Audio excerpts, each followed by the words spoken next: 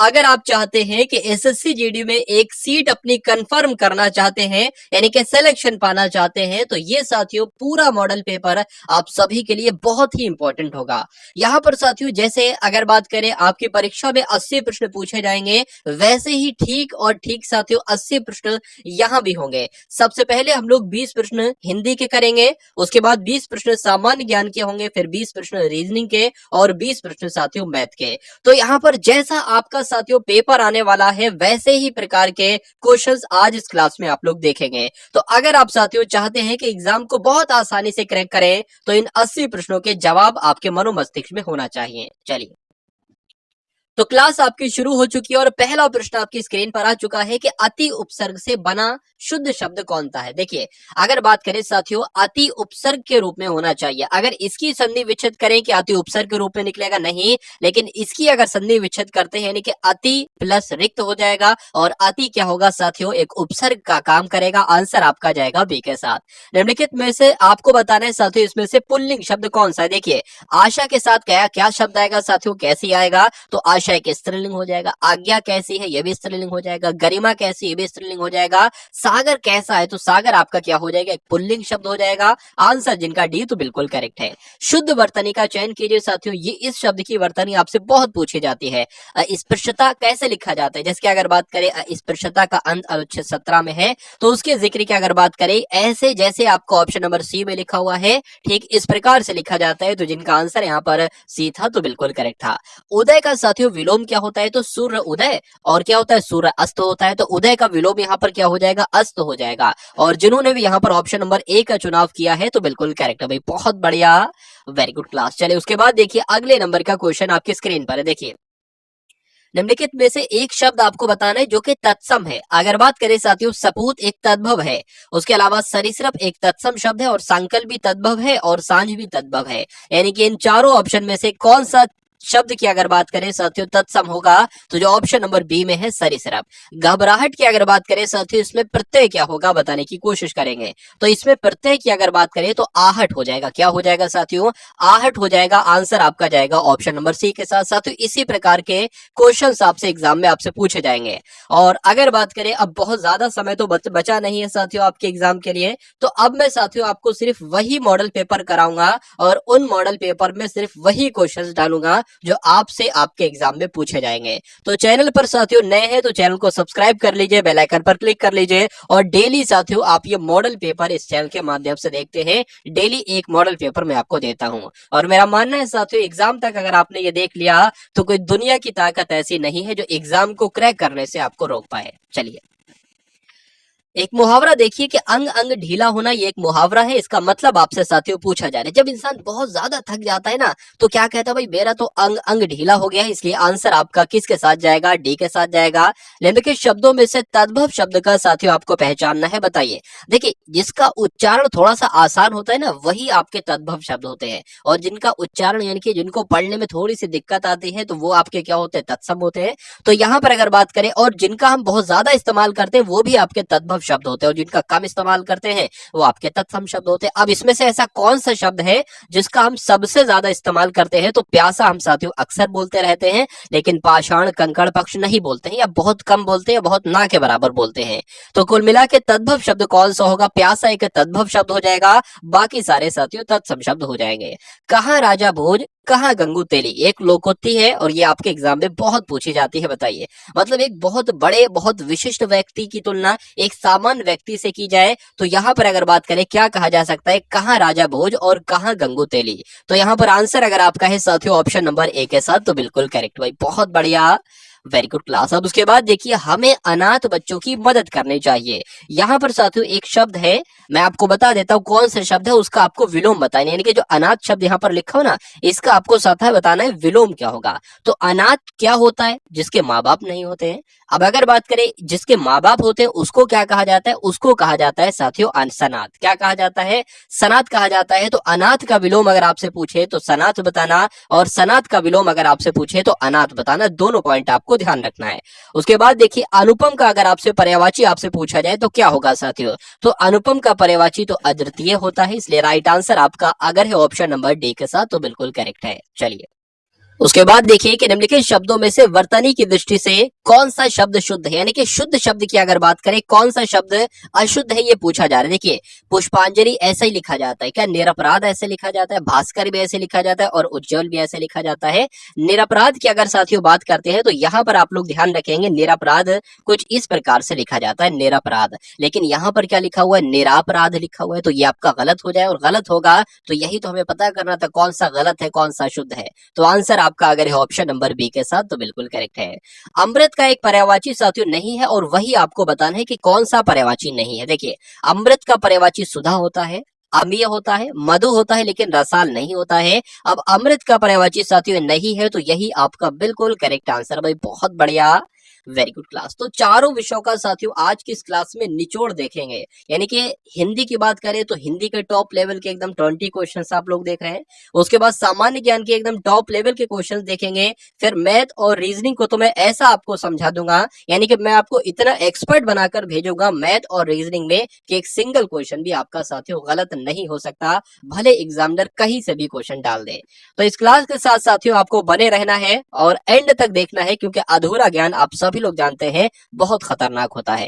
निम्नलिखित वाक्यों में से संबंध कारक आपको बताना। देखिए संबंध की अगर बात करें कौन सा वाक्य ऐसा है जिसमें आपको संबंध नजर आ रहा है, संबंध कारक है। राम खाना खाता है, कोई संबंध नहीं। राम का कुत्ता बहुत तेज है, तो राम का संबंध कुत्ते से नजर आ रहा है, यानी कि किसका कुत्ता है साथियों, राम का कुत्ता, सॉरी राधा का कुत्ता है। तो राधा का कुत्ता बहुत तेज है, कौन से वाक्य में साथियों संबंध कारक है, ऑप्शन नंबर बी वाले में है और बी वाले में है, तो यही आपका बिल्कुल करेक्ट आंसर हो जाता है। चलिए अब उसके बाद देखिए अगले नंबर का प्रश्न है कि निम्नलिखित वाक्य में रेखांकित किए हुए भाग में चार कौन सा है, क्या पूछा जा रहा है, थोड़ा सा यहाँ पर दिक्कत हुई, मैं आपको बता देता हूँ। यहाँ पर जो युवा शब्द है ना, युवा शब्द आपसे पूछा जा रहा है कि युवा शब्द क्या है।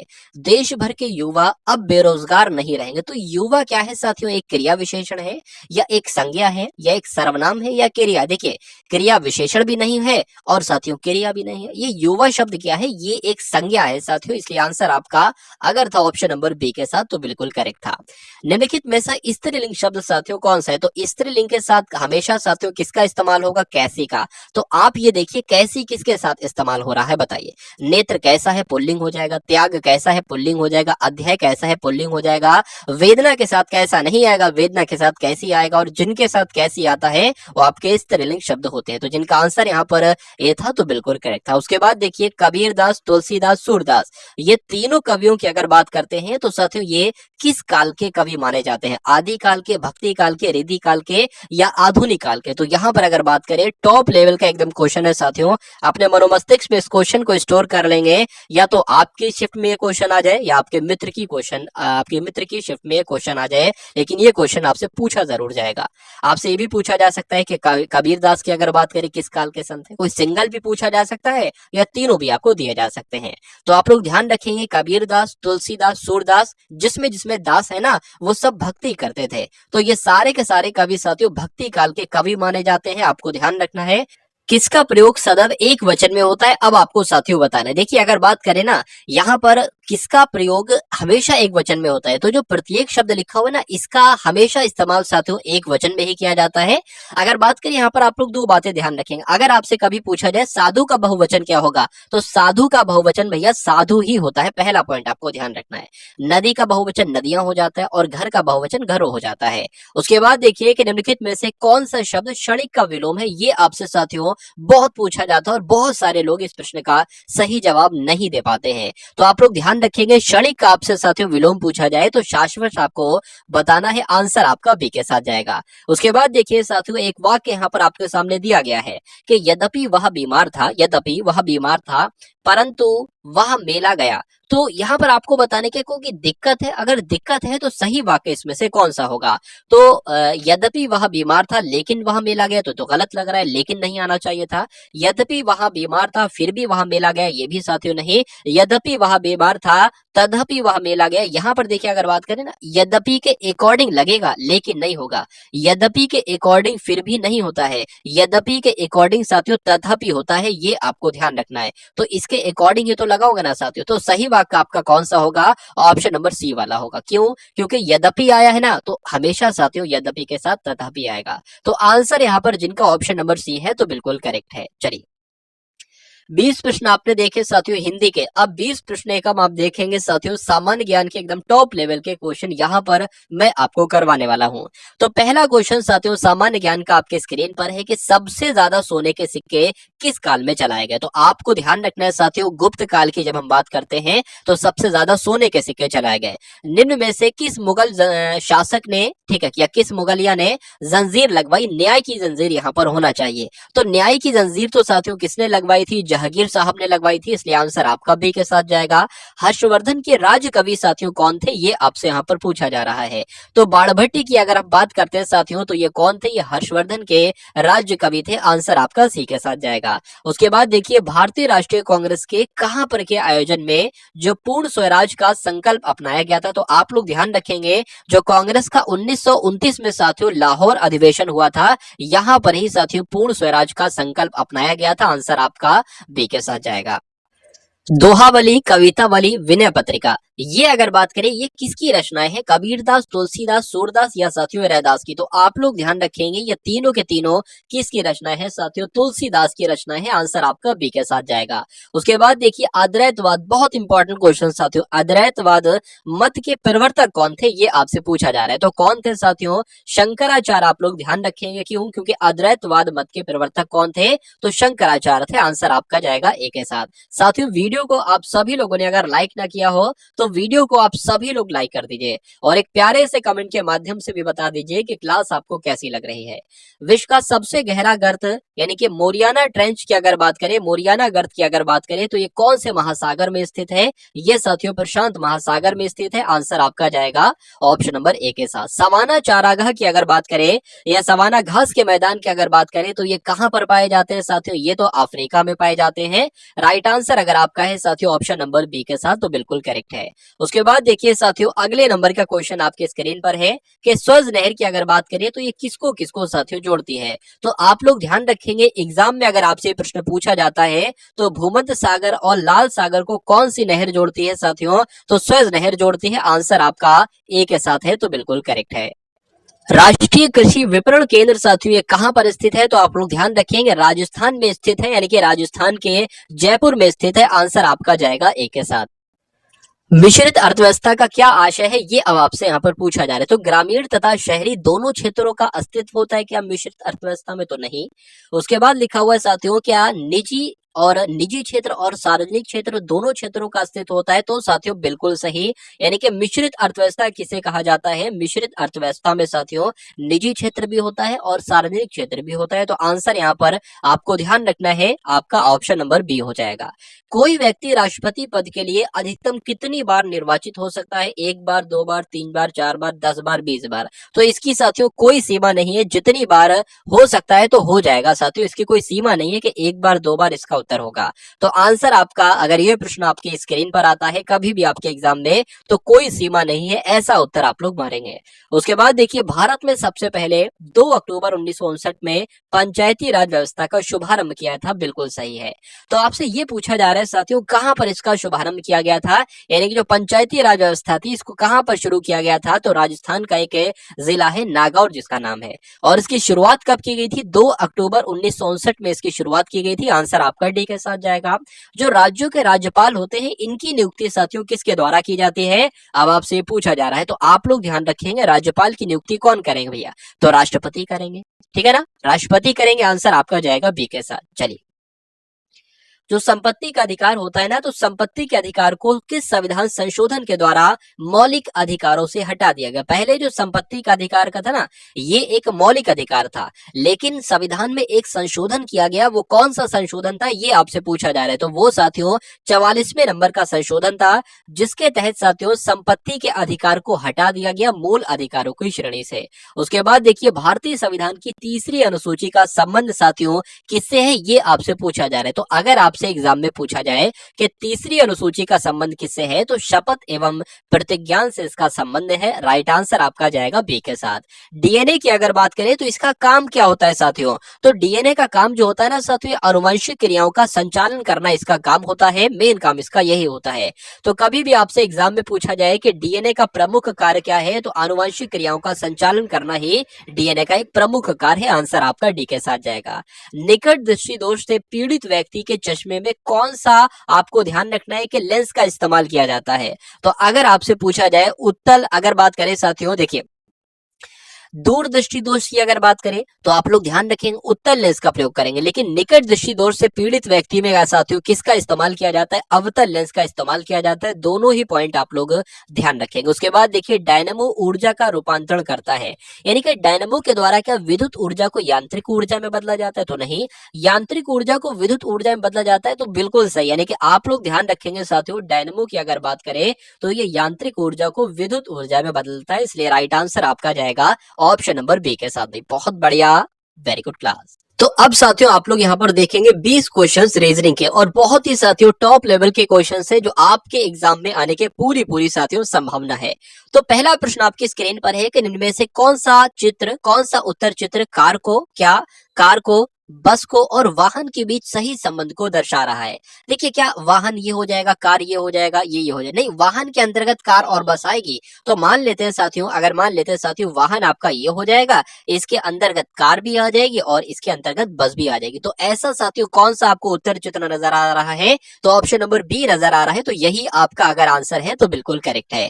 उसके बाद देखिए साथियों यदि सिंगल को कूट भाषा में क्या लिखा जाता है, 66 लिखा जाता है, तो उसी रूल के अकॉर्डिंग WINKLE को क्या लिखा जाएगा, 74, 77, 68 या 78। देखिए कभी भी आपको कुछ लेटर दे रखे हैं और एक बड़ा सा नंबर साथियों लिखा हो, तो 99 पॉसिबिलिटी होती है साथियों कि उन सभी नंबर का जोड़ करके वो 66 बनाए। देख लेते हैं जैसे कि ABCD में साथियों S जो होता है वो 19वें नंबर पर आता है, I 9 नंबर पर आता है, और N 14 पर आता है, G 7 पर आता है, L 12 पर आता है और E 5 पर आता है। देख लो साथियों इनका टोटल करने पर मेरे हिसाब से तो 66 आ जाना चाहिए, क्योंकि लग रहा है। तो देख लेते हैं साथियों 5 और 2 आपका कितना हो जाएगा, 5 और 2 7 हो जाएगा, 7 7 14 हो जाएगा, 14 आपका 4 18 हो जाएगा, 18 आपका साथियों 27 हो जाएगा, 27 और 6 आपका 36 हो जाएगा, यानी कि 36 का 6 तो मिल गया, 3 आपका हासिल का लग जाएगा, 3 और 1 4 हो जाएगा, 4 5 5 और 6 यानी कि 66 साथियों आ गया। तो अब हमें क्या करना पड़ेगा, इसका भी साथियों टोटल करना पड़ेगा, यानी कि W होता है साथियों 23 पर। उसके बाद साथियों अगर बात करें I होता है 9 पर, N होता है 14 पर, K होता है 11 पर, L होता है 12 पर और E होता है साथियों 5 पर। देख लेते हैं 3 और 9 आपके कितने हो जाएंगे, 12 हो जाएंगे, 12 और 4 16 हो जाएंगे, 16 आपके 17 18 19, 19 और 5 आपके कितने हो जाएंगे साथियों, 19 और 5 आपके 24 हो जाएंगे, 2 हासिल का लग जाएगा, 2 और 1 3 4 5 6 7 यानी कि 7 आ जाए। क्या 74 साथियों ऑप्शन में है, तो 74 बिल्कुल साथियों ऑप्शन में है, आंसर आपका जाएगा ऑप्शन नंबर ए के साथ। बहुत बढ़िया, वेरी गुड क्लास। अब उसके बाद देखिए अगले नंबर का क्वेश्चन आपकी स्क्रीन पर है। यहाँ पर आपसे पूछा जा रहा है कि अंग्रेजी वर्णमाला में आपके बाईं ओर से नमा और दाईं ओर से 10वें अक्षर के ठीक बीच में कौन सा अक्षर होगा। देखिए ये मान लेते हैं साथियों हमें क्या ABC पूरी CD हमें क्या लिखना पड़ेगी, नहीं साथियों Z तक। तो अगर आपसे कहा जाए अंग्रेजी वर्णमाला में आपको बाएं से चलना है तो आप A की तरफ से चलोगे, BCD की तरफ। अगर आपसे कहा जाए कि दाईं ओर से आपको चलना है तो आपको चलना पड़ेगा साथियों Z की तरफ से Y, ऐसे करके आपको चलना पड़ेगा।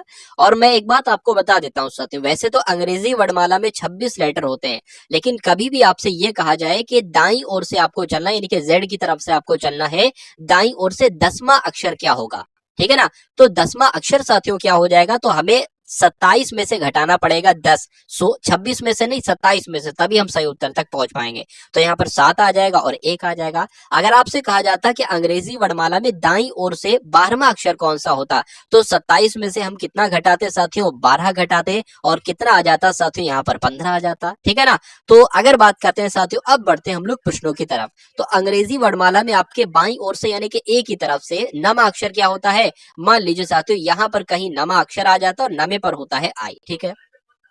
दाईं ओर से 10वें अक्षर, तो दाईं ओर से मान लीजिए हमने यहाँ पर घटाया, दाईं ओर से 10वां अक्षर क्या होगा, 27 में से 10 माइनस करना पड़ेगा, तो मान लीजिए कहीं यहाँ पर साथियों ये 17 नंबर आ जाता और 17 पर होता है Q, ठीक है ना। अब अगर बात करें इनके बीच में साथियों जो है वो कौन सा अक्षर आएगा, देखिए 9 की मैं थोड़ा सा यहाँ पर बड़ा बना लेता हूँ ताकि हमें थोड़ा सा सही तरीके से समझ में आ जाए। आई यहाँ पर आ जाएगी, ये 9 हो जाएगा। उसके बाद अगर बात करें इधर से चलते हैं तो 17 पर साथियों क्या आ जाएगा, Q आ जाएगा। इसके बीच में कौन कौन से नंबर होंगे, 10 होगा, 11 होगा, 12 होगा, 13 होगा, 14 हो गया, 15 हो गया, ठीक है ना, 16 हो गया, ठीक है। तो दो इधर के कट करो, दो इधर के कट करो, एक इधर का कट करो, एक इधर का कट करो, क्या बचा साथियों, बीच का नंबर जो बचा ना, बीच का नंबर 13 बचा, और 13 पर साथियों क्या होता है, एम होता है। इसलिए आंसर की अगर बात करें, आंसर आपका जाएगा साथियों ऑप्शन नंबर बी, यानी कि एम के साथ। यानी कि बीच में 10वें अक्षर के ठीक बीच में कौन सा अक्षर होगा साथियों, एम होगा, इसलिए आंसर आपका बी के साथ जाएगा। इसको बहुत आसानी तरीके से भी कर सकते थे, लेकिन मैंने आपको हर एक स्टेप बताई ताकि आपके बहुत अच्छे से माइंड में साथियों ये स्टोर हो जाए इस क्वेश्चन का सोल्यूशन। और उम्मीद करता हूं अब अगर इस टाइप का क्वेश्चन आपके एग्जाम में आ जाता है तो आप उसको छोड़ के नहीं, बल्कि साथियों उत्तर लगा के आएंगे, और बिल्कुल सही उत्तर लगा कर आएंगे। चलिए उसके बाद देखिए अगले नंबर का क्वेश्चन आपके स्क्रीन पर है, और आपसे पूछा जा रहा है कि प्रातः काल आशीष सूर्य की ओर मुंह करके 2 किलोमीटर चलता है। तो जैसे जैसे कह रहा है वैसे वैसे साथियों कर दो। ये आशीष हो गया, आशीष सूर्य की तरफ मुंह करके, मैं आपको बता चुका हूं साथियों कि अगर बात करें एग्जाम हॉल में आप बैठे हैं तो ये वाली साइड आपकी पूर्व होगी, ये वाली साइड आपकी पश्चिम होगी, ये वाली साइड आपकी दक्षिण होगी, और ये वाली साइड साथियों आपकी उत्तर होगी। देखिए तो पूरब की तरफ कह रहा है ना, तो पूरब की तरफ इधर ही तो मुड़ेंगे साथियों। तो इधर हमें चलना है, कितना चलना है, 2 किलोमीटर चलना है, तो 2 किलोमीटर हमने चला दिया इसको। उसके बाद चला और रुक गया, वहां से फिर वो 4 किलोमीटर अपनी दाई की ओर चला। अब उसका मुंह किधर है साथियों, पूरब की उधर, उसका दाई किधर होगा, दाया उसका इधर ही तो होगा। तो दाएं वहां से चलता है साथियों, 4 किलोमीटर चलता है, 4 किलोमीटर हमने ये इसको दाएं साथियों चला दिया। उसके बाद कहा है कि वहां से फिर वो सूर्य की ओर मुंह करके 1 किलोमीटर चलता है, तो फिर हमने साथियों उसको पूरब की ओर चला दिया 1 किलोमीटर। अंत में वह अपने दाईं ओर चला, यानी कि दाईं ओर फिर मुड़ गया, दाईं ओर फिर मुड़ गया साथियों, दाईं ओर जा रहा है। अब आशीष किस दिशा में चल रहा है, तो साथियों कौन सी दिशा है मैंने आपको बताई है, ये कौन सी दिशा है, ये तो दक्षिण दिशा है। तो आंसर आपका साथियों किस ऑप्शन के साथ जाएगा, ऑप्शन नंबर ए के साथ जाएगा। भाई बहुत बढ़िया, वेरी गुड क्लास। अब उसके बाद देखिए अगले नंबर का क्वेश्चन आपके स्क्रीन पर है, लाल रुधिर कोशिकाएं रक्तणु से संबंधित है, ऐसी श्वेत रुधिर कोशिकाएं किससे संबंधित होंगी, ये आपसे यहाँ पर पूछा जा रहा है। तो अगर आपके एग्जाम में ये क्वेश्चन आ जाए तो आप लोग ध्यान रखेंगे, जो श्वेत रुधिर कोशिकाएं होती है ना साथियों, लसिकाणु से संबंधित होती है। आंसर आपका जाएगा सी के साथ। चलिए अब उसके बाद देखिए अगले नंबर का साथियों क्वेश्चन आपके स्क्रीन पर है। यहाँ पर अगर बात करते हैं साथियों कि अगर बात करें ना साथियों, यहाँ पर देखिए इसका संबंध पहले वाले का इससे है, यानी कि इसका संबंध इससे है, तो इसका संबंध किससे होगा बताइए। तो यहाँ पर साथियों जब हम बात करें कि क्या हम यहाँ पर साथियों कर सकते हैं, देखिए तो सी होता है आपका 3 पर, ठीक है ना, और ओ होता है 15 पर, यू होता है 21 पर, एन 14 पर होता है, टी आपका 20 पर होता है, आर 18 पर, और वाई 25 पर होता है।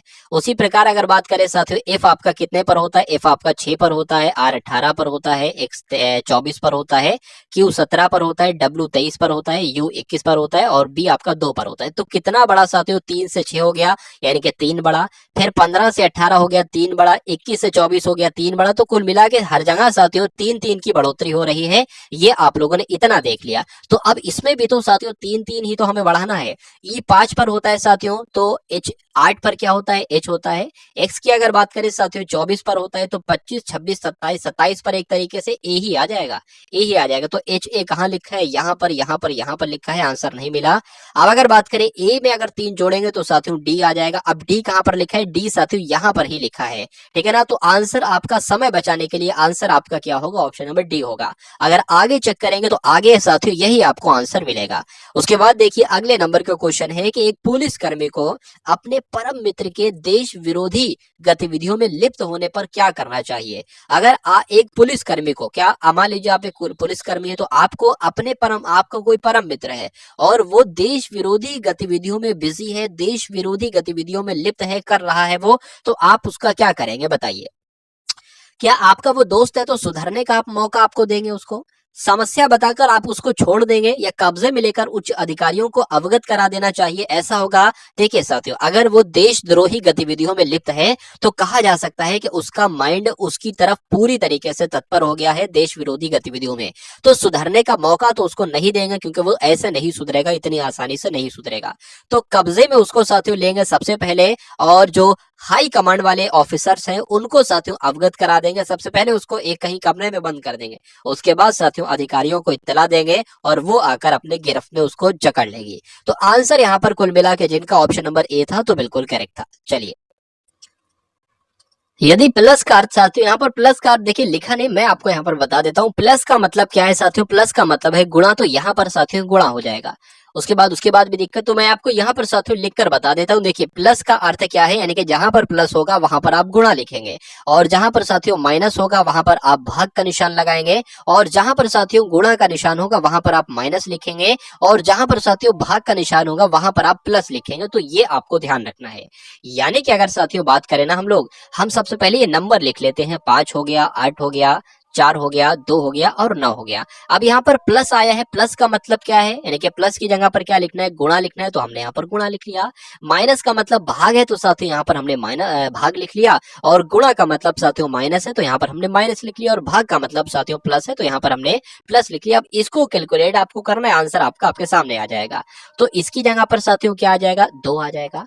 अब 5 की 2 से गुणा हो जाएगी साथियों, 10 हो जाएगा। यहाँ पर साथियों क्या आ जाएगा, -2 प्लस आपका क्या हो जाएगा, 9 हो जाएगा। यहाँ पर अगर बात करें 10 में से साथियों 2 जाएगा, 8 बचेगा। 8 प्लस 9 साथियों कितना होता है, 17 होता है। दुनिया जानती है, आंसर आपका जाएगा ऑप्शन नंबर बी के साथ में। बहुत बढ़िया, वेरी गुड क्लास। उसके बाद देखिए अगले नंबर का क्वेश्चन आपकी स्क्रीन पर है। यहाँ पर अगर बात करें कि निम्नलिखित शब्दों को सार्थक क्रम में साथियों आपको व्यवस्थित करना है। निम्नलिखित शब्दों को सार्थक क्रम की अगर बात करें कैसे आप लगाएंगे, इसमें से सबसे छोटा क्या है, तो सबसे छोटा तो साथियों सेंटीमीटर होता है। यहाँ पर मैंने सेंटीमीटर लिख दिया। अब उससे बड़ा क्या किलोमीटर होगा, नहीं। उससे बड़ा क्या मीटर होगा, नहीं। उससे बड़ा साथियों होता है डेसीमीटर, तो यहाँ पर साथियों मैंने क्या लिख दिया, डेसीमीटर लिख दिया। तो आपको एक याद करने का तरीका ये भी बता देता हूँ कि सी के बाद क्या आता है, डी आता है, यानी कि सेंटीमीटर से बड़ा क्या होगा साथियों, डेसीमीटर होगा। और अब तो बच्चा बच्चा भी बता देगा साथियों, मीटर आएगा, और उसके बाद साथियों किलोमीटर आएगा, किलोमीटर आएगा यहाँ पर। यानी कि सबसे पहले हमने क्या लिखा, 1 लिखा, उसके बाद साथियों हमने यहाँ पर क्या लिखा, 3 लिखा, उसके बाद 4 लिखा, और उसके बाद 2 लिखा, यानी कि 13 42 साथियों कौन सा ऑप्शन में आ रहा है, देख लेते हैं। 13 42 तो साथियों ऑप्शन नंबर डी में आ रहा है, तो यही आपका बिल्कुल करेक्ट आंसर है भाई। बहुत बढ़िया, वेरी गुड क्लास। चलिए, यदि किसी सांकेतिक भाषा में बास्केट को क्या लिखा जाता है, TEKSA भी लिखा जाता है, तो उसी तरीके से उसी सांकेतिक भाषा में PILLOW को क्या लिखा जाएगा। यहाँ पर देखिए जो यहाँ पर लेटर नजर आ रहा है वही लेटर यहाँ पर नजर आ रहा है। अगर हम बात करें बास्केट यहाँ पर लिखा है, तो अगर यहाँ से हम शुरू करें बास और केट, मतलब वही बन गया। तो कुल मिला के साथियों क्या किया गया है, इसको उल्टा कर दिया गया है, यानी कि डब्ल्यू सबसे अंत में है, तो डब्ल्यू पहले आ जाएगा, फिर ओ आ जाएगा, फिर LL आ जाएगा, फिर आई आ जाएगा, फिर पी आ जाएगा। यानी कि वॉलिप कहाँ पर लिखा हुआ है, ये अगर बात करें तो वॉलिप तो साथियों ऑप्शन नंबर सी में लिखा हुआ है, तो यही आपका बिल्कुल करेक्ट आंसर है भाई। बहुत बढ़िया, वेरी गुड क्लास। अब उसके बाद देखिए अगले नंबर का क्वेश्चन आपकी स्क्रीन पर है कि अक्षरों का कौन सा समूह रिक्त स्थानों पर क्रमवार रखने से दी गई अक्षर श्रृंखला को पूरा करेगा।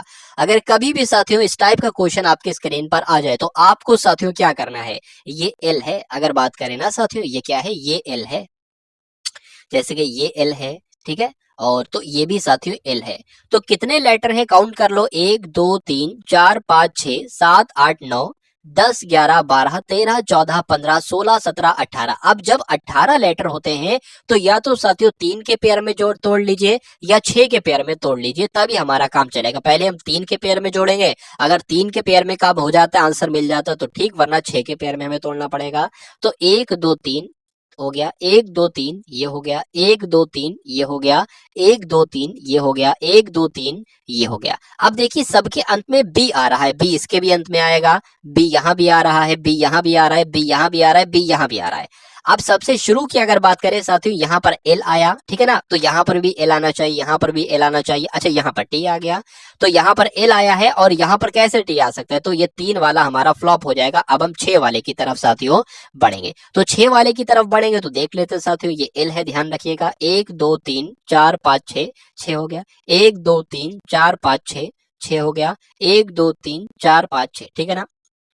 अब सबसे अंत में ट्यूब आ रहा है, यानी कि TUB, तो यहाँ पर साथियों बी आ गया, ठीक है। अच्छा यहाँ पर भी टी आ गया, तो यहाँ पर यू की कमी है, यू लिख दिया हमने।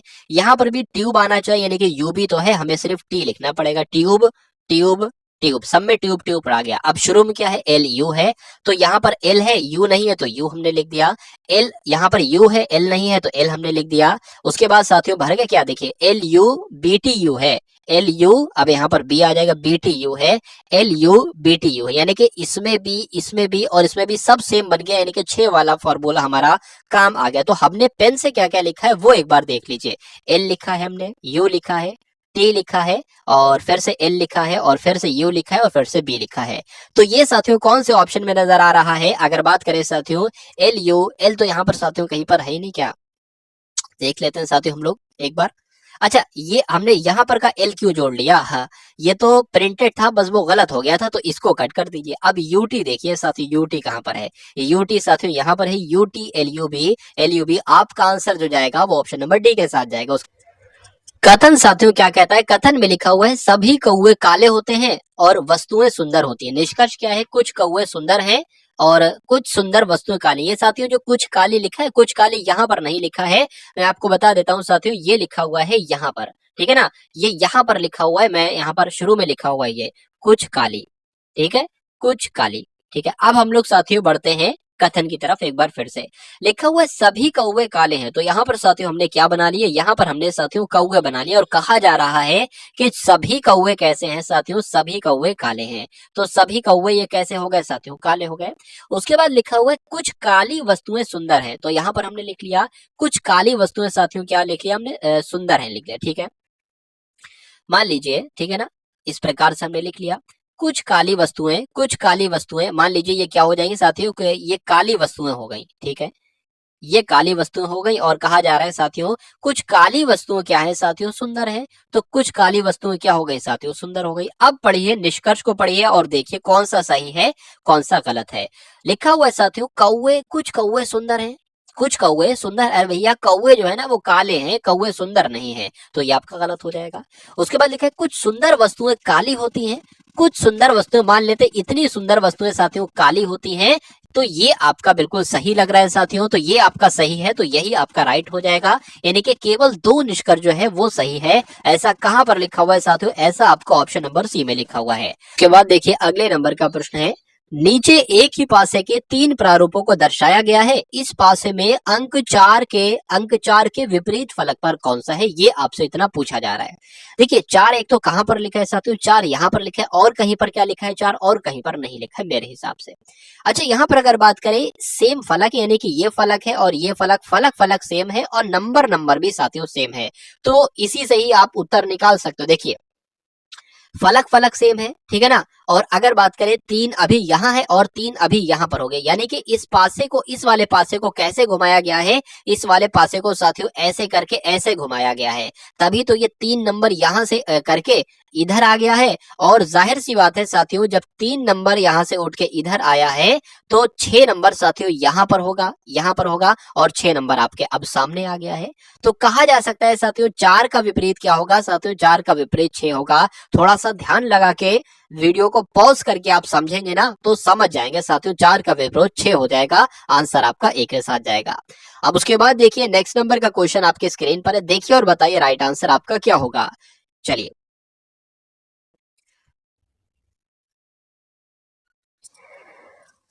तो अब यहाँ पर देख लेते हैं, समीकरण को हल करने के लिए चिन्हों का उपयुक्त संयोजन आपको साथियों बताना है। तो यहाँ पर जहां पर स्टार स्टार है ना, एक ये स्टार है, एक ये स्टार है, एक ये स्टार है, यहाँ पर कौन से साथियों चिन्ह आ सकते हैं ये आपसे पूछा जा रहा है। देखिए 23-17 की अगर बात करें तो सबसे पहले ये लिख लेते हैं 23-17, ठीक है। अब स्टार की जगह पर हमें साइन लिखना है। उसके बाद साथियों 12 भाग यहाँ पर 2 हो जाएगा, उसके बाद यहाँ पर 3 हो जाएगा, यहाँ पर 4 हो जाएगा। मान लेते हैं साथियों हम इसको अगर देखते हैं तो सबसे पहले माइनस लिखा है, माइनस लिख लिया, फिर भाग लिखा है साथियों तो फिर हमने भाग लिख लिया, और फिर बराबर लिखा है तो हमने यहाँ पर बराबर लिख लिया।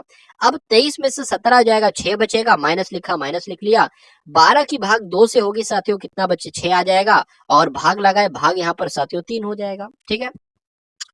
3 की अगर साथियों भाग करेंगे 6 से तो 2 आ जाएंगे, यानी कि 6 माइनस 2 आ जाएगा, बराबर क्या है? 4 है। तो 6 में से 2 जाएगा, 4 आएगा, बराबर 4 आ जाएगा। यानी कि अगर बात करें साथियों कौन से ही साइन हमें रखना होंगे, ये वाले साइन रखेंगे तभी मामला बराबर हो पाएगा। तो आंसर आपका जाएगा ए के साथ। अगर बी वाला चुनोगे तो साथियों बराबर नहीं हो पाएंगे, हो सकता हो वहां पर 4 3 हो जाए, 4 बराबर 3 हो जाए, 4 बराबर 5 हो जाए। चलिए उसके बाद देखिए कथन साथियों आपके सामने यहाँ पर आपको दे रखा है और आपको कथनों को पढ़ना है और आपको साथियों निष्कर्ष को पढ़ना है।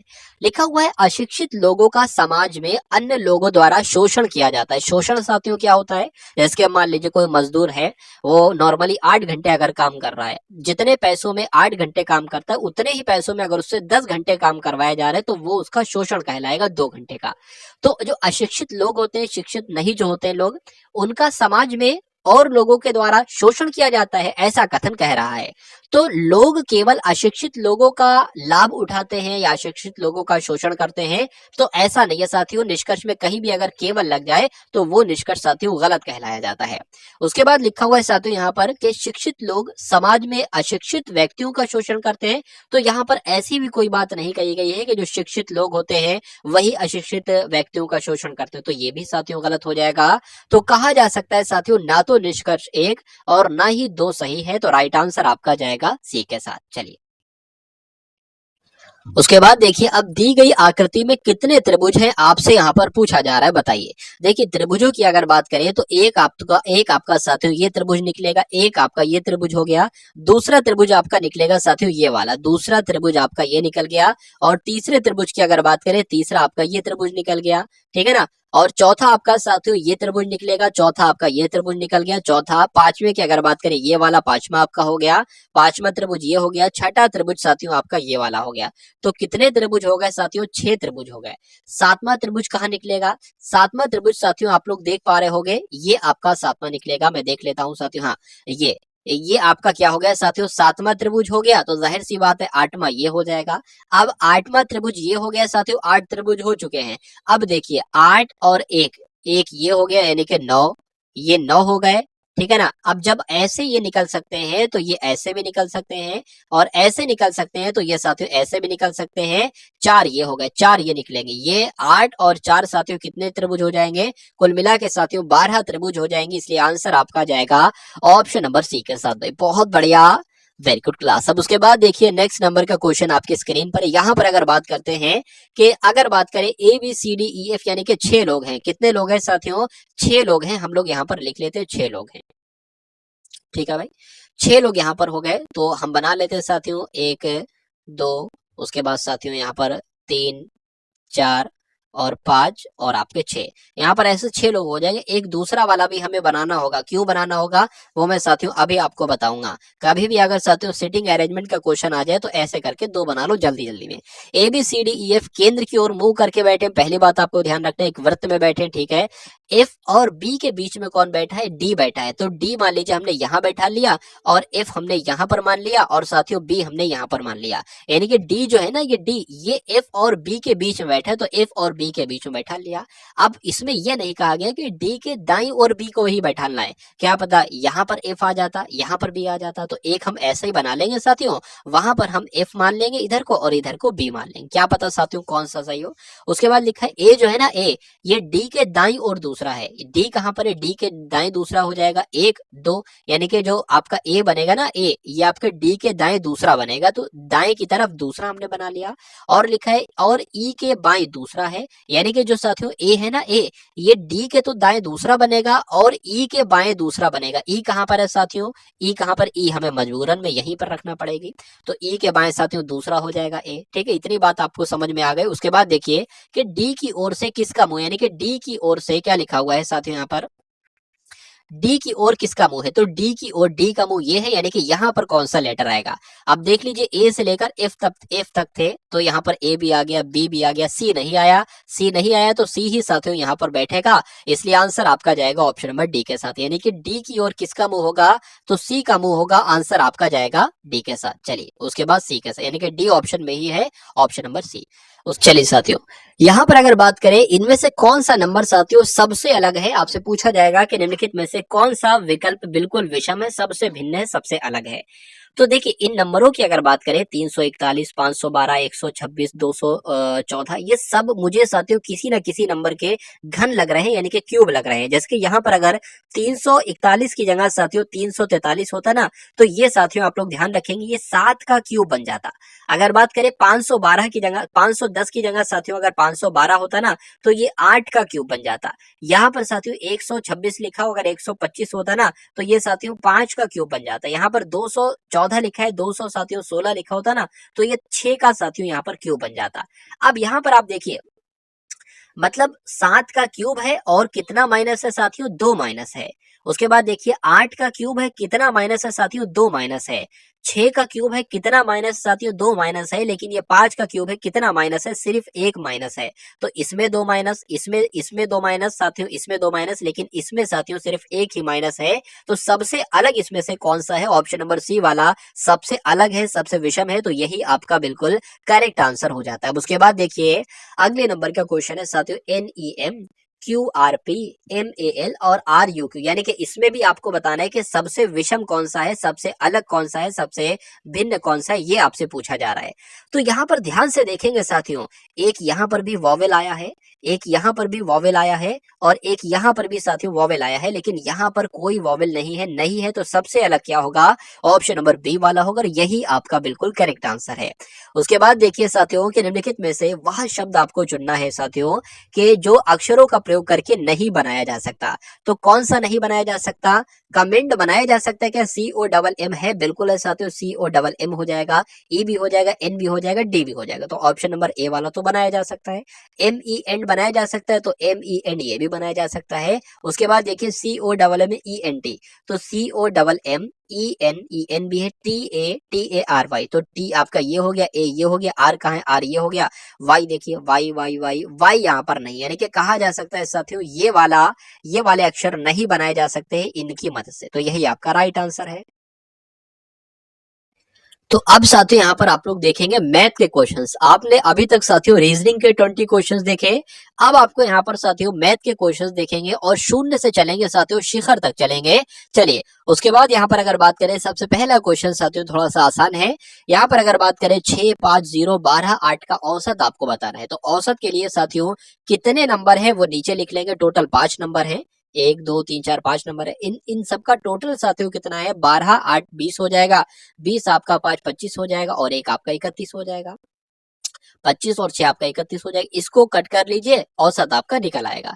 यहाँ पर अगर बात करें 5 एकम 5 होता है, 5 अंक आपका 30 होता है। एक बचा, एक लगा दिया, पॉइंट लगाएंगे, 0 बढ़ाएंगे, 5 दूना आपके कितने हो जाएंगे साथियों, 6.2 हो जाएंगे। क्या 6 पॉइंट ऑप्शन में है, तो बिल्कुल है साथियों, आंसर आपका एक के साथ जाएगा। अब उसके बाद देखिए अगले नंबर का क्वेश्चन आपके स्क्रीन पर है।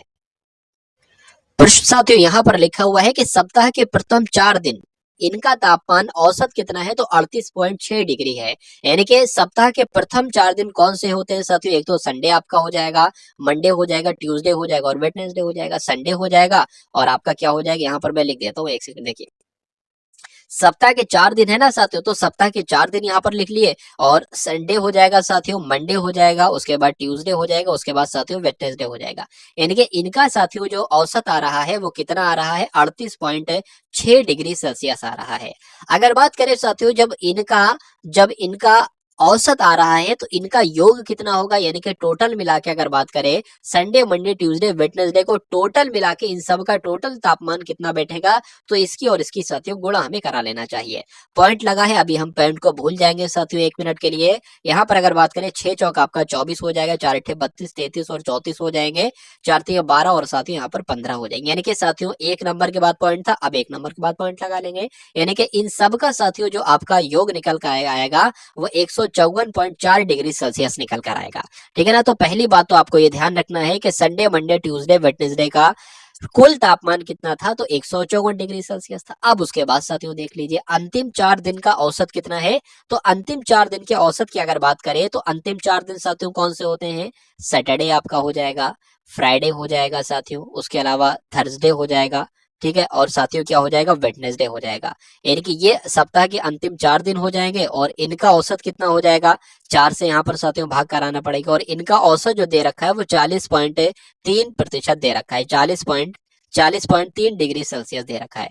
अब अगर हमें यहाँ पर पता करना हो कि वेडनेसडे, थर्सडे, फ्राइडे और सैटरडे का टोटल मिला के टेम्परेचर कितना हो, तो साथियों इनको आप क्या करा लो, इनको आप गुणा करा लो। तो 40.3 की साथियों जब गुणा कराएंगे किससे, 40.3 की गुणा कराएंगे 4 से, तो कितना आ जाएगा साथियों, 4 3 12 पूरा आ जाएगा, 4 चौक आपका 16 आ जाएगा, यानी कि 161.2 आपका टेम्परेचर निकलेगा। तो पहली बात तो साथियों मैंने आपको यहाँ पर बताई थी कि संडे, मंडे, ट्यूसडे, वेडनेसडे का टोटल टेम्परेचर कितना होगा, 154.4 होगा। और दूसरी बात आपको ध्यान रखना है साथियों के वेडनेसडे और थर्सडे और फ्राइडे और सैटरडे का टेम्परेचर कुल मिला के कितना होगा, 161.2 होगा। यहाँ पर अब कहा गया है साथियों यदि सप्ताह का औसत कितना हो, यानी कि पूरे 7 दिनों का औसत कितना हो, 39.1 डिग्री सेल्सियस हो, तो गुरुवार का तापमान कितना होगा। देखिए सप्ताह में पूरे साथियों कितने दिन होते हैं, 7 दिन होते हैं, और पूरे 7 दिनों का यहाँ पर टेम्परेचर कितना बताया गया है, 39.1 डिग्री सेल्सियस बताया गया है। तो अब हमें साथियों कितना निकाल लेना है, पूरे 7 दिनों का यहाँ पर टेम्परेचर निकाल लेना है। तो हम गुणा करा ले रहे हैं साथियों यहाँ पर, ठीक है ना। चलिए तो 7 एकम 7 हो जाएगा, 7 नियम आपका 63 हो जाएगा, 7 तिया आपका 21 हो जाएगा, 21 और 6 आपका कितना हो जाएगा साथियों, 27 हो जाएगा। तो 200 पूरे सप्ताह का कितना साथियों टेम्परेचर निकलता है, 273.7 निकलता है। अब यहाँ पर अगर बात करें हमें गुरुवार का, यानी कि हमें साथियों थर्सडे का यहाँ पर तापमान टेम्परेचर बताना था। तो अब संडे, मंडे, ट्यूसडे, वेडनेसडे और थर्सडे, फ्राइडे, सैटरडे, यानी कि आप देखोगे कि यहाँ पर भी वेडनेसडे आया है और यहाँ पर भी वेडनेसडे आया है। अगर हम इसको और इस नंबर को जोड़ देते हैं साथियों, ठीक है, इस नंबर और इस नंबर को जोड़ देते हैं, तो यहाँ पर वेडनेसडे का 2 बार तापमान जुड़ा हुआ है। और हमें किसका निकालना है साथियों, हमें थर्सडे का तापमान निकालना है। तो थर्सडे का तापमान निकालने के लिए हमें क्या करना पड़ेगा साथियों, इन चारों दिनों का और इन चारों दिनों का जोड़ करा देंगे और उस जोड़ को इसमें से साथियों घटा देंगे, जो आपका आंसर आएगा वही गुरुवार का तापमान होगा।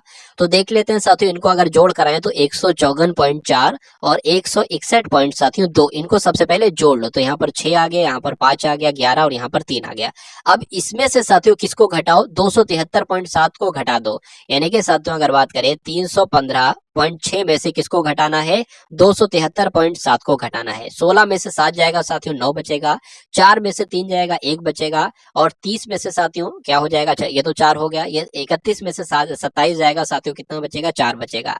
यानी कि अगर बात करें साथियों गुरुवार का जो तापमान आएगा वो 41.9 डिग्री सेल्सियस आएगा। एक बार क्वेश्चन को पॉज करके प्रश्न को पढ़ेंगे और बहुत ध्यान से साथियों अगर प्रश्न को आप पढ़ते हैं तो आप लोग सही उत्तर तक पहुंच जाओगे। चलिए अब उसके बाद देखिए साथियों अगले नंबर का क्वेश्चन आपकी स्क्रीन पर है कि ए और बी की आय का अनुपात कितना है, 3:2 है, ठीक है। मतलब ए अगर 3 कमाता है तो ये 2 कमाता है। उनके खर्चों का अनुपात कितना है, 5:3 है। यदि प्रत्येक कितना बचत करता है, 1,000 रुपए, यानी कि ये भी ए भी 1,000 रुपए बचत करता है, भले जितनी सैलरी हो, और बी भी 1,000 रुपए बचत करता है, तो ए की आय क्या है ये आपसे पूछा जा रहा है।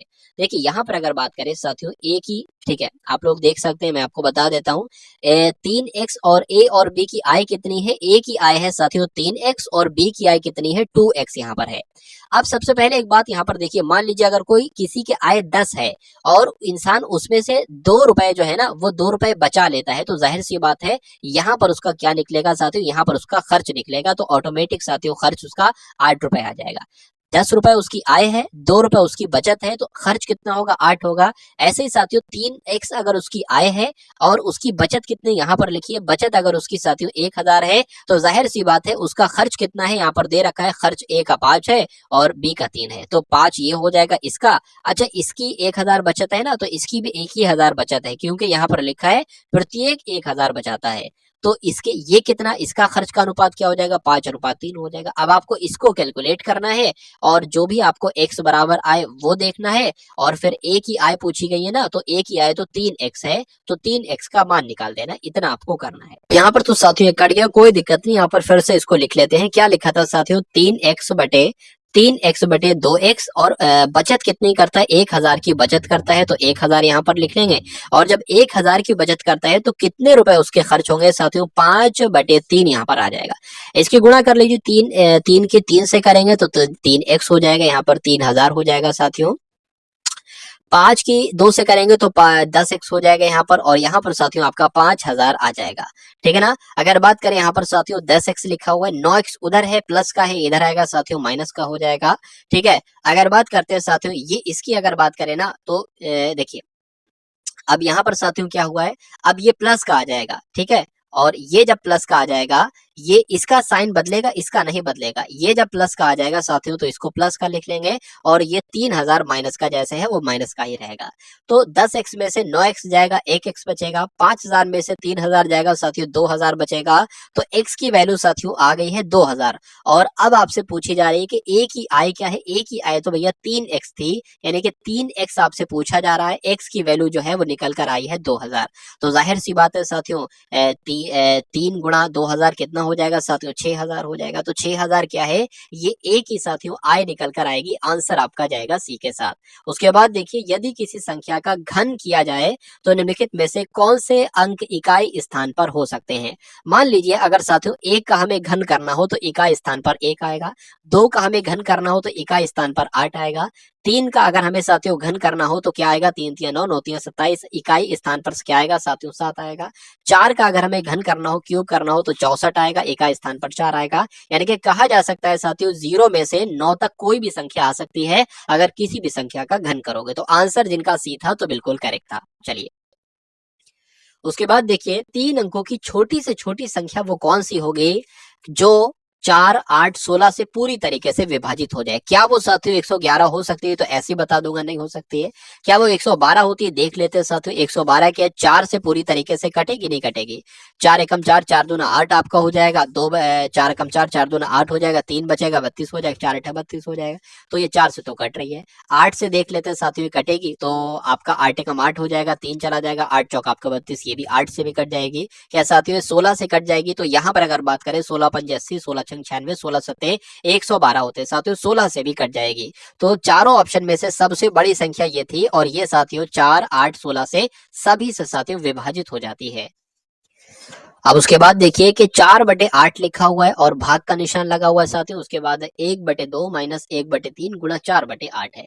मैंने आपको साथियों एक तरीका बताया, सबसे पहले इसको आप देख लीजिए। यहाँ पर मैं लिख देता हूँ 4/8 जैसा लिखा है तो 4/8 यहाँ पर लिख लीजिए आप। उसके बाद भाग लगा है, भाग लगा ली। इसको सॉल्व करिए 1/2 माइनस 1/3 को, तो 3 की गुणा 1 से होगी 3 आएगा, माइनस 2 की गुणा 1 से होगी साथियों 2 आएगा, और नीचे नीचे की गुणा हो जाएगी, यानी कि 2 3 कितना हो जाएगा 6 हो जाएगा।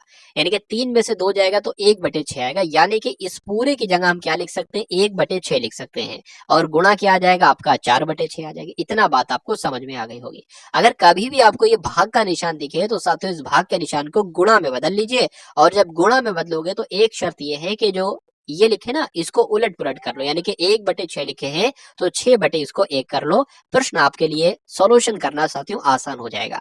अब इस 6 से ये 6 कैंसिल हो जाएगा, इस 4 से साथियों ये 8 कैंसिल हो जाएगा, 2 आ जाएगा, 2 एकम 2, 2 दूना आपका 4, यानी कि पूरे में से साथियों आपका क्या बचेगा, सिर्फ और सिर्फ 2 बचेगा। इसलिए आंसर आपका जाएगा ऑप्शन नंबर डी के साथ। चलिए उसके बाद देखिए अगले नंबर का क्वेश्चन आपकी स्क्रीन पर है कि 0.5 की भाग अगर करेंगे साथियों 0.125 से तो क्या बचेगा। देखिए ऊपर रख लीजिए आप 0.5 और नीचे रख लीजिए साथियों 0.125। अब अगर बात करें आप सभी को पता होगा पॉइंट हटाएंगे 3 नंबर हैं तो ऊपर 1 लगा के 3 0 बढ़ जाएंगे। ऊपर साथियों 1 नंबर के बाद पॉइंट है तो 1 पॉइंट हटाएंगे, नीचे 1 बढ़ा के 1 0 बढ़ेगा, यानी कि जितने नंबर के बाद पॉइंट होगा उतने 0 बढ़ेंगे। अब इस 0 से ये 0 कट जाएगा, ऊपर क्या आएगा साथियों 5 और डबल 0 आ जाएगा, नीचे क्या आ जाएगा साथियों सिर्फ 125 आ जाएगा। तो 125 से कम 125, 125 साथियों चौके कितने होते हैं 500 होते हैं। तो आंसर आपका जाएगा ऑप्शन नंबर डी के साथ भी। बहुत बढ़िया, वेरी गुड क्लास। उसके बाद देखिए साथियों मैं आपको थोड़ा सा स्पीड तरीके से पढ़ा रहा हूँ, स्पीडली पढ़ा रहा हूँ, क्योंकि कम से कम समय में साथियों आपका पूरा से पूरा मॉडल पेपर साथियों हो जाए, और क्योंकि समय भी बहुत ज्यादा आपके पास नहीं होता है एसएससी जीडी के एग्जाम में, इसलिए भी आप थोड़ा सा तेजी करिए, थोड़ा फास्ट तरीके से आप लोग पढ़िए ताकि एग्जाम में आपको समय की दिक्कत ना लगे। 2 लोग हैं राम और मोहन है, तो यहाँ पर साथियों क्या हो जाएंगे, 2 लोग हैं राम है और साथ ही यहाँ पर मोहन 2 लोग हैं। अगर बात करें राम की आय अगर 8 है, अब ये 8000 भी हो सकती है, वो 3000 भी हो सकती है। मान लेते हैं अगर 8 है तो मोहन की आय 3 है। यदि उनकी आयों में अंतर कितना है, मान लेते हैं साथियों अगर राम की आय 8x है तो मोहन की आय 3x है। उनकी आयों में अंतर कितना है, 1000 का है, 1000 का है, तो राम की आय क्या है। देखिए अगर इनकी आयों में अंतर की बात करें तो अंतर तो इनका क्या है, यानी कि अंतर की बात करें, यानी कि माइनस की बात करें, ये तो 5x है। लेकिन यहाँ पर दे रखा है इसे इनकी आयों में अंतर साथियों 1000 का है। तो x की वैल्यू साथियों क्या हो जाएगी, 1000/5 हो जाएगी। यानी कि x का जो मान निकल कर आएगा साथियों वो 200 निकल कर आएगा, यानी कि x का मान साथियों 200 निकल कर आएगा। तो राम की आय क्या है, राम की आय तो 8x है और x की वैल्यू क्या है, 200 है। तो 8 गुणा 200 हो जाएगा, 8 दूना आपका 16 हो जाएगा, यानी कि 1600 साथियों क्या है, ये राम की आय है। इसलिए आंसर आपका जाएगा बी के साथ भी। बहुत बढ़िया, वेरी गुड क्लास। अब उसके बाद देखिए अगले नंबर का क्वेश्चन आपके स्क्रीन पर है। यहाँ पर आपसे पूछा जा रहा है साथियों कि चीनी का भाव 40% बढ़ जाए तो कोई परिवार चीनी का उपभोग कितने प्रतिशत कम कर दे ताकि परिवार का खर्च ना बढ़े। अब यहाँ पर कभी चीनी का भाव दे दिया जाएगा, कभी आटे का भाव दे दिया जाएगा, कभी चावल का भाव दे दिया जाएगा। तो ये दो बातें आपको ध्यान रखना है। 40% बढ़ जाए तो वो 40% लिख लेना है, बढ़ जाए मतलब 40 जो यहाँ पर प्रतिशत लिखा हो तो वो प्रतिशत तो लिखना है, गुणा में 100 जोड़ देना है। अब अगर यहाँ पर लिखा हो बढ़ जाए तो 140 कर देना, मतलब 100 में 40 बढ़ा देना। लेकिन अगर साथियों यहाँ पर ये भी हो सकता है लिखा हो 40% घट जाए या 50% घट जाए, तो 40% घट जाए लिखा हो तो यहाँ पर साथियों 100 माइनस कितना आ जाएगा, 40 आ जाएगा। बढ़ जाए लिखा हो तो 100 + 40 आ जाएगा, घट जाए लिखा हो तो 100 - 40 आ जाएगा। इसको सॉल्व हमें करना है। जीरो से साथियों जीरो आपका कैंसिल हो जाएगा, आपका 2 पंजे आपका 10 हो जाएगा, 2 सत्ते आपका 14 हो जाएगा। 5 चौक आपका कितना होता है साथियों, 5 चौक आपका 20 होता है, तो यहाँ पर 200 आ जाएगा, यहाँ पर साथियों 700 आ जाएगा। अब इसको कैसे कैलकुलेट करोगे देख लो, नीचे क्या है, जो नीचे संख्या होगी वो नीचे एक बार लिख लोगे। अब इसको देखोगे 7 दूना आपका 14 होता है, तो 7 दूना आपका 14 हो जाएगा। कितना बचेगा, 6 बचेगा, 6 ये लग जाएगा तो 60 हो जाएगा। 7 7 49, 7 8 आपका 56 हो जाएगा। अब ये 60 है, कितना बचेगा, 4 बचेगा, वो यहाँ पर रख लोगे। यानी कि आंसर आपका जो निकल कर आएगा 28 सही 4/7% निकल कर आएगा साथियों आंसर आपका, जिनका ऑप्शन नंबर बी के साथ तो बिल्कुल करेक्ट है। चलिए उसके बाद देखिए अगले नंबर का प्रश्न आपके स्क्रीन पर है कि अहमद ने 1440 5% वार्षिक दर से तथा 1650 4% वार्षिक दर से उधार लिया। 3 वर्ष बाद उसे कुल कितना ब्याज देना पड़ेगा। यानी कि साधारण ब्याज आप सभी लोग जानते हैं PRT/100 होता है। ठीक है, तो साधारण ब्याज आपसे पूछा जा रहा है, यानी कि इसका भी साधारण ब्याज आपसे पूछा जा रहा है और इसका भी साधारण ब्याज आपसे पूछा जा रहा है। अगर अहमद ने 1440, यानी कि साथियों क्या हो जाएगा, ये आपका P यहाँ पर मैं लिख दूंगा, यहाँ पर साथियों मैं क्या लिख दूंगा, यहाँ पर मैं P लिख दूंगा। P क्या है, 1440 है, तो 1440 यहाँ पर आ जाएगा। दर कितनी है, 5% की दर है, ठीक है ना। और समय कितना है, समय दोनों के लिए 3 वर्ष है, तो 3 वर्ष आ जाएगा। ये बटे में साथियों क्या लग जाएगा, 100 लग जाएगा। ये तो इसका हो जाएगा। अब अगर बात करें इस वाले की, अगर बात करें ना, तो इसका कितना है मूलधन, यानी कि P कितना है, 1650 है। दर कितनी है, 4 है, समय दोनों के लिए 3 रहेगा, तो इसमें भी साथियों 100 आ जाएगा। पूछा जा रहा है इन दोनों का, यानी कि 3 वर्ष के बाद उसे कुल कितना ब्याज मिलेगा, तो इन ब्याजों को जोड़ देना है साथियों। अब अगर बात करते हैं साथियों, यहाँ पर देख लीजिए, अब अगर बात करें साथियों, इस जीरो से ये जीरो कैंसिल हो जाएगा और इस जीरो से ये जीरो कैंसिल हो जाएगा। 5 एकम 5, 5 दूना आपका 10 हो जाएगा, 2 एकम 2, 2 सत्ते 14, 2 दूना 4 हो जाएगा। यानी कि इधर क्या बचा साथियों, 72 गुणा 3 बचा, और प्लस इधर साथियों क्या बचा आपका, यहाँ पर देख लेते हैं, 2 पंजे आपका कितना हो जाएगा, 2 पंजे आपका 10 हो जाएगा, 2 अट्ठे 16 हो जाएगा। यहाँ ये कट नहीं रहा है तो इसको कट कर लेंगे साथियों, 2 दूना आपका 4 हो जाएगा, ठीक है ना। 5 से साथियों इसको कट करेंगे, 5 3 आपका 15 हो जाएगा, 5 3 15 हो जाएगा। यानी कि इधर क्या बचा, 33 गुणा 6 बचा, ये आपका 2 3 6 हो जाएगा। आप देख लीजिए साथियों, 72 के 3 से गुणा करेंगे तो 3 दूना आपका 6 हो जाएगा, 3 सत्ते आपका 21 हो जाएगा। अगर बात करें इसकी तो 6 3 आपका 18 हो जाएगा, 6 3 18 1 19 हो जाएगा। यानी कि 198 और 216 कितने होते हैं, ये अगर बात करें तो कितने होते हैं साथियों, 8 6 आपका 14 हो जाएगा, 14 का 4 हो जाएगा, हासिल 1 लग जाएगा, 9 और 1 10 हो जाएगा, 11 हो जाएगा साथियों, फिर लग जाएगा। यानी कि कुल मिला के साथियों यहाँ पर 414 आ जाएगा, जो कि आंसर आपका ऑप्शन नंबर ए के साथ जाएगा। यहाँ पर साथियों